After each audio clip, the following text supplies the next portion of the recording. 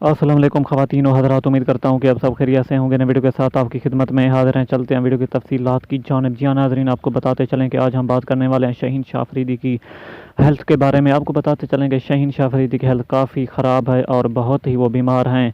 ये हादसा पेश आया उसको कल रात। आपको बताते चलें कि क्या ये इंग्लैंड टूर्नामेंट खेल पाएंगे या नहीं, सब कुछ बताने वाले हैं इस मुख्तसर सी वीडियो में। अगर आप इस चैनल पर नए व्यूअर हैं तो वीडियो को लाइक करें, चैनल को सब्सक्राइब कर दें और घंटी के निशान को दबा दें ताकि हर वीडियो को नोटिफिकेशन आप तक पहुंचता रहे। जहाँ नाजरीन, आपको ये खबर से आगाह कर रहे हैं कि शाहीन शाह अफरीदी काफ़ी हद तक बीमार हो चुके हैं और उनकी हालत नासाज है। लगता यही है कि वो इंग्लैंड टीम के लिए खेल नहीं सकेंगे। अगर ये टीम में शामिल नहीं होंगे तो लगता है कि ये सीरीज़ भी पाकिस्तान के हिस्से में नहीं आएगी। जी हाँ नाजरीन, आपको बताते चलें कि ये सीरीज़ बहुत ही अहमियत की हामिल है और अगर ये सीरीज़ पाकिस्तानी टीम हारती है तो उसका एक्शन बहुत ही ख़राब जाएगा और बहुत ही ख़राब इफ़ेक्ट जाएगा पाकिस्तानी टीम के।